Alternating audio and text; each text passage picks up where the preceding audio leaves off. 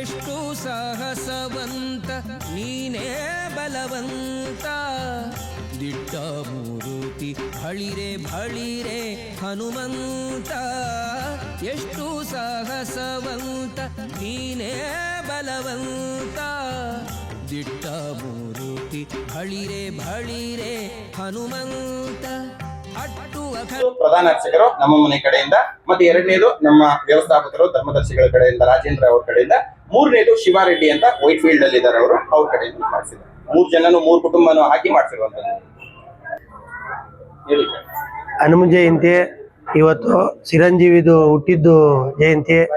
ನಮ್ಮೂರಲ್ಲಿ ನಮ್ಮ ಸ್ವಾಮಿಗಳು ಬಂದ ಮೇಲೆ ಅವರೇ ಎಲ್ಲಾರ್ಗೂ ಕೇಳಿ ಮಾಡಿ ಇನ್ನೊಂದು ಮಾಡಿ, ಈಗ ಹೇಳಿದ್ರಲ್ಲ ಬೆಳ್ಳಿ ಐಟಮ್ ಒಂದು 10 ಲಕ್ಷ ರೂಪಾಯಿ ಮೇಲೇನೆ ಮಾಡಿದ್ದಾರೆ. ಅವರು ಚೆನ್ನಾಗಿ ನಡ್ಸ್ಕೊಂಡು ಹೋಗ್ತವ್ರೆ.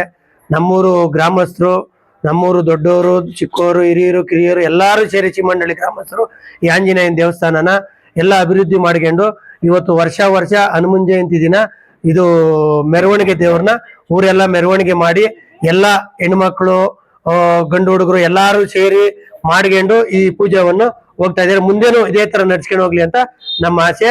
ಚಿಮ್ಮಂಡಳ್ಳಿ ಗ್ರಾಮಕ್ಕೆ ತುಂಬಾ ಒಳ್ಳೇದಾಗ್ಲಿ, ತುಂಬಾ ಎಲ್ಲಾ ಭಕ್ತಾದಿಗಳಿಗೂ ಒಳ್ಳೇದಾಗ್ಲಿ ಅಂತ ನಾವು ಕೋರ್ಕೊಳ್ತಾ ಇದ್ದೀವಿ. ಅಲಂಕಾರ ಅದೆಲ್ಲ ನಮ್ಮ ಸ್ವಾಮಿಗೆ ಸೇರ್ಬೇಕು.